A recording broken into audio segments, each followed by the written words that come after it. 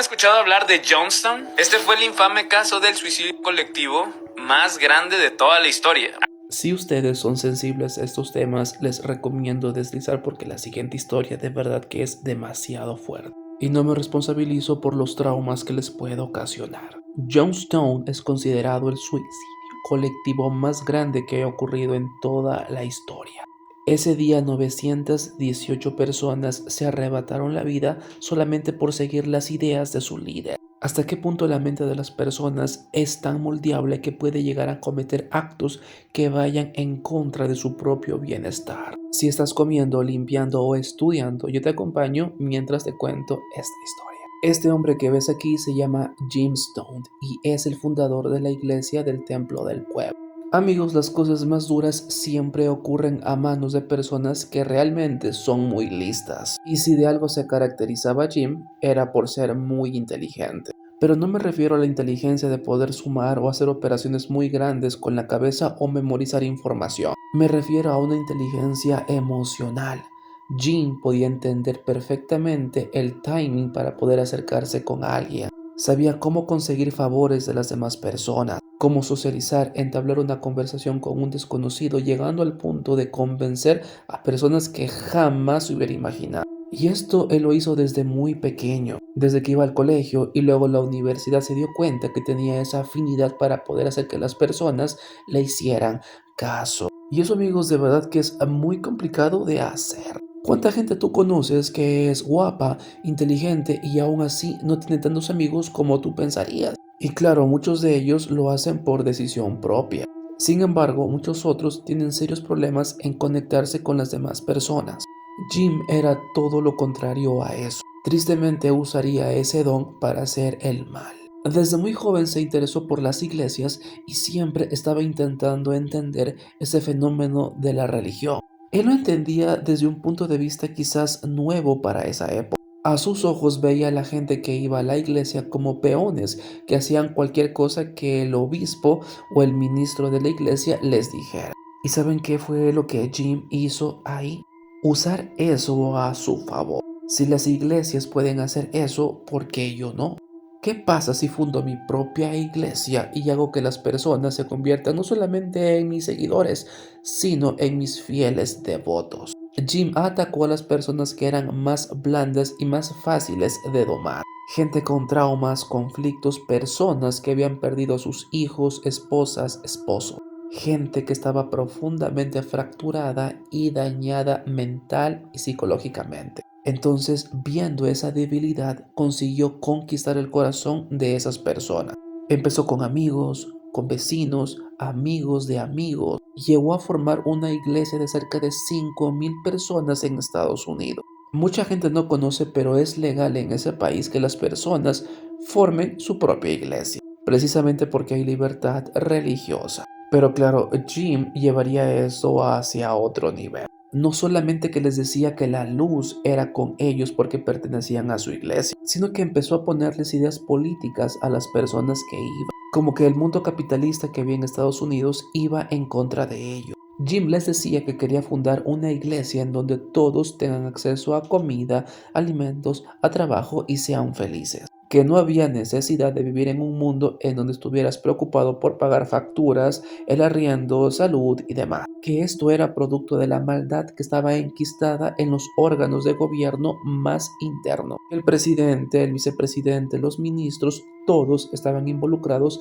en hacer de la sociedad un lugar peor y consumista. La cosa es que por esos mismos años, 75, 76, más o menos, el gobierno ya estaba investigando su iglesia porque recibía denuncias de cosas muy turbias que ahí ocurrían. Episodios de violencia, discursos de odio, entre más. Lo más importante es que la gente decía que tenían prácticamente prohibido retirarse e irse de ahí. Que una vez tú ingresabas a la iglesia de Jim Stone, debías quedarte para siempre. Esto hizo que Jim terminara llevando su iglesia fuera de Estados Unidos, estrictamente y siendo específicos a la Guayana Francesa. Y si tú al igual que yo no conocías ese sitio, déjame decirte que está al lado de Venezuela. Y miren lo que hace Jim en esta parte. convence a sus seguidores de que el gobierno está detrás de ellos y que la única salida era abandonar su país para irse a vivir a ese país en Sudamérica. No les importó a sus seguidores dejar a sus familias, sus trabajos, su hogar, con tal de seguirlo a donde sea que él les dijera. Fue así entonces que los convenció de comprar pasajes aéreos a ese país, llevando todo y vendiendo las propiedades que tenían aún en Estados Unidos. En total viajaron a ese sitio olvidado por Dios exactamente 918 personas. Y no crean que ese sitio era bonito, para nada en lo absoluto. De hecho, parecía más bien un campo de concentración. Para la gente que no sepa, La Guayana es un sitio prácticamente selvático en un 90%, que sí tiene un aeropuerto, pero es el único del país. Lo demás es pura tierra, árboles y maleza. Y ese sitio, amigos, se llamaría Jonestown, lugar donde ocurriría el verdadero infierno. Pero ya te cuento en un instante más. La gente cuando estaba ahí cumplía diferentes roles que prácticamente se enfocaban en trabajar la tierra, y lo que comían era eso básicamente. Sus seguidores comían verduras, hortalizas, lo que cultivaban, pero Jim no. Jim comía carne, quesos, pan, finos cortes importados desde Caracas. Mientras muchos de sus seguidores entraban en anorexia, él aumentaba más y más de peso. Mientras esto ocurría en Estados Unidos, habían familias que reportaban al gobierno que nunca más tuvieron noticias de las personas que viajaron con él a La Guayana, que los llamaban, no contestaban, no había cartas ni nada. Y esto, amigos, fue suficiente para que un congresista viajara desde Estados Unidos allá para ver qué es lo que estaba ocurriendo. Cuando esta persona llega, se topa con una realidad, digamos que no tan negativa del todo. Les preguntaba y les decía que la pasaban muy bien, que no había ningún problema, les mostraba videos. Jim a las personas que ahí fueron diciéndoles que todo lo que ahí pasaba era muy bueno, consensuado, no había violencia, era prácticamente un Edén en la tierra. Pero en cierto momento del día, uno de sus acompañantes se va para irse al baño, cuando es abordado por dos sujetos, quienes le imploran que se los lleven de ese sitio.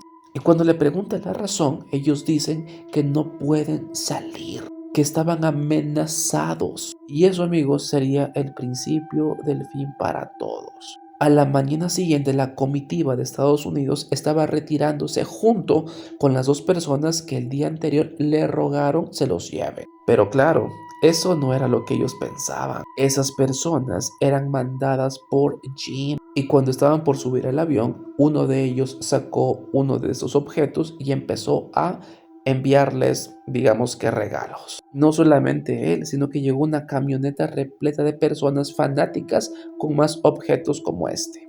Sin embargo, ahí entendió Jim que ese era el fin. Era prácticamente imposible salirse con la suya habiéndole hecho eso a un congresista norteamericano. Ese mismo día reunió a toda la gente en un mismo sitio y les dijo que aquello que les había prometido hace años, ese momento se iba a cumplir. Y es que esto es increíble. En Estados Unidos, Jim les dijo que en algún momento ellos tendrían que abandonar este mundo para poder reunirse con el más poderoso en el cielo. O sea, más o menos que tenían que cometer suicidio. Y eso no era algo nuevo. Ellos lo venían practicando desde hace muchos años atrás. Pero claro, esos eran simulacros. Eso que iba a pasar ese día ya era de verdad. Y la gente, ¿cómo se dio cuenta de que eso estaba ocurriendo? Básicamente porque los que estaban más adelante se caían del dolor. Jim les pidió que empezaran con los bebés para después ir con los más adultos. La forma de arrebatarles la vida fue con el consumo de cianuro. Déjenme decirles, amigos, que esa muerte para nada es suave, de hecho es terriblemente dolorosa.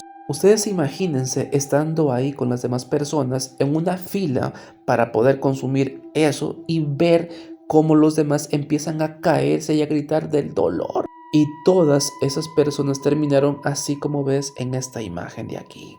Había una señora que le decía que no debían hacer eso, que podían ir a Rusia, que en algún momento también Jim les dijo que podían hacerlo. Sin embargo, él estaba con una negativa y no aceptaba ninguna otra idea.